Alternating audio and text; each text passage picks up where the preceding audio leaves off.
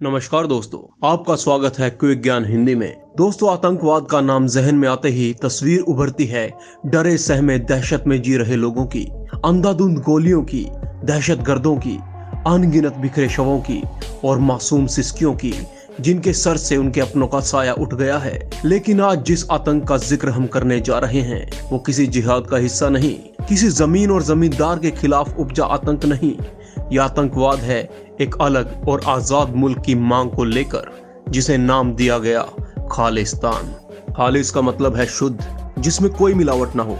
खालिस्तान आंदोलन ही था जिसकी वजह से पवित्र स्वर्ण मंदिर सेना का अखाड़ा बन गया। हरमंदिर साहिब जैसी पाक जगह गुरबाणी की जगह गोलियों की आवाजों ने ले ली, कई मासूमों का लहू बहा और भारत के प्रधानमंत्री को उनके ही अंगरक्षकों ने गोलियों से भून दिया। आज के इस वीडियो में जानेंगे आखिर क्या था ये खालिस्तान आंदोलन, क्यों उपजा ये आंदोलन और आज भी इसकी गूंज हमें क्यों सुनाई देती है। खालिस्तान आंदोलन की जड़ें काफी गहरी हैं दोस्तों। साल 1973 में आनंदपुर साहिब प्रस्ताव नाम से एक प्रस्ताव पास किया गया था। पंजाबी और पंजाब में इसे आनंदपुर मता कहते हैं। इस प्रस्ताव में केंद्र को विदेश मामलों, मुद्रा रक्षा और संचार समेत सिर्फ 5 दायित्व अपने पास रखते हुए बाकी सारे अधिकार राज्य को देने और पंजाब को एक स्वायत्त राज्य के रूप में स्वीकारने की बातें कही गई थी।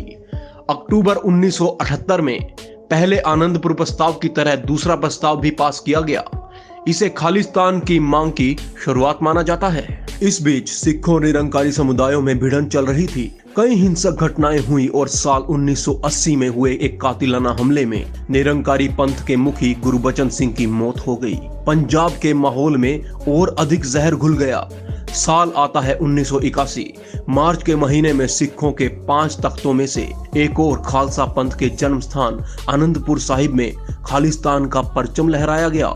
इस दौरान जरनैल सिंह भिंडरावाले का कद बढ़ता जा रहा था। जुलाई 1982 में वो दरबार साहिब यानी स्वर्ण मंदिर में रहने लगा। फिर हत्याओं का सिलसिला चला, प्लेन हाईजैक हुए, पुलिस के बड़े अधिकारियों की, पंजाब के बड़े बुद्धिजीवियों की हत्याएं हुई। अक्टूबर 1983 में पंजाब की सरकार को बर्खास्त कर दिया गया, राष्ट्रपति शासन लागू हो गया। फिर 1984 का ब्लू स्टार ऑपरेशन सिखों के सबसे पवित्र स्थान पर किया गया। वहां सेना की कार्रवाई हुई। भिंडरावाले समेत खालिस्तान के कई चेहरे इस कार्रवाई में मारे गए। खालिस्तान समर्थकों की नजर में भिंडरावाले को शहीद का दर्जा मिला। 31 अक्टूबर 1984 को तत्कालीन प्रधानमंत्री इंदिरा गांधी की हत्या कर दी गई। मारने वाले कोई और नहीं बल्कि उन्हीं के 2 सुरक्षाकर्मी बेअंत सिंह और सतवंत सिंह थे। फिर सिख विरोधी दंगे हुए। देश के कई कोनों में हिंदू और सिखों की लड़ाई हुई और हजारों लोग मारे गए। इन दंगों में हिंदू सिख नहीं बल्कि मानवता की हत्या हुई दोस्तों, मानव के अधिकारों की हत्या हुई। 1984 के बाद उधर पंजाब में खालिस्तान मूवमेंट को लोगों का खासा समर्थन मिल रहा था। 1985 में अकाली दल की सरकार बनी और 1986 से लेकर 1989 तक खालिस्तान मूवमेंट अपने चरम पर थी। ऐसा माना जाता है कि उस वक्त पंजाब में 1000 से ज्यादा हथियारबंद नौजवान थे जो खालिस्तान हासिल करने के लिए किसी भी हद तक जाने को तैयार थे, लेकिन बटे हुए थे करीब 25 संगठनों में, छोटे छोटे ग्रुप्स में।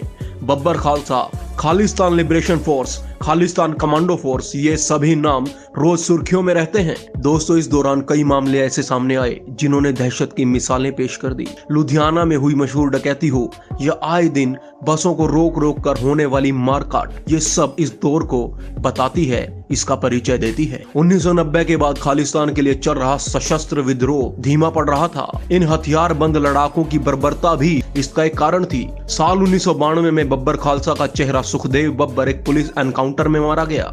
इसके बाद पुलिस की ओर से लगभग ऐलान कर दिया गया था कि पंजाब से आतंकवाद अब बिल्कुल खत्म हो चुका है। छिटपुट घटनाएं तो 1994 तक भी चलती रही, लेकिन उसके बाद कोई बड़ा मामला सामने नहीं आया। बात करते हैं दोस्तों कि आज पंजाब की हालत क्या है। आज पंजाब के हालातों की बात करें तो कई बार ऐसी तस्वीरें सामने आती है जिसमें सिख समुदाय के लोग, खासकर युवा, खालिस्तान की मांग करते दिखाई देते हैं। भारत में तो ये तस्वीरें दिखती हैं, लेकिन विदेशों में भारत सरकार का कोई भी कार्यक्रम हो तो यह तस्वीर तस्वीरें आम हैं, वहां धरने दे दिए जाते हैं। रेफरेंडम 2020 तो आपने सुना ही होगा। सिख समुदाय के कुछ संगठन हैं जो 2020 में जनमत संग्रह कराने की मांग करते हैं। जनमत इस बात पर किया जाता है कि पंजाब अलग मुल्क होना चाहिए कि नहीं, इसे अलग मुल्क खालिस्तान बना देना चाहिए कि नहीं।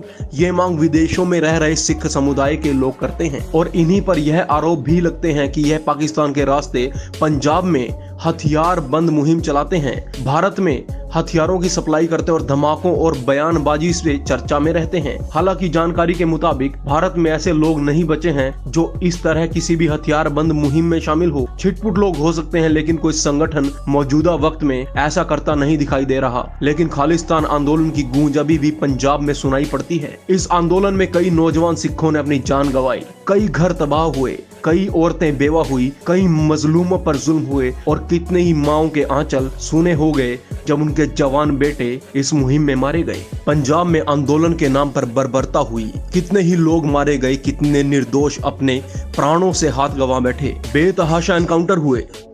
खालिस्तान तो नहीं बना, लेकिन फाइलें जरूर बनी जो अब तक धूल खा रही हैं कोर्ट में इंसाफ के लिए। दोस्तों, ऐसे में हम आपसे जानना चाहते हैं कि आपका क्या विचार है, और स्पेशली यदि आप पंजाब से बिलोंग करते हैं तो आप बताइए कि पंजाब का युवा खालिस्तान चाहता है या फिर रोजगार, अच्छा भविष्य, सुख समृद्धि। पंजाब में भूतकाल में जो भी हुआ, क्या आज उसे दोहराने की जरूरत है? खालिस्तान के नाम पर जितनी हत्याएं हुई, कितने ही माओं के बेटे मारे गए, मासूम लोग चले गए, क्या उस सब को दोहराने के बजाय आज हमें मिलकर पंजाब के हालातों के बारे में गहन चिंतन करना चाहिए या नहीं? पंजाब को आगे ले जाने की बात यह नेता क्यों नहीं करते? इस पर भी आपका ओपिनियन जानना बहुत जरूरी है दोस्तों। धन्यवाद।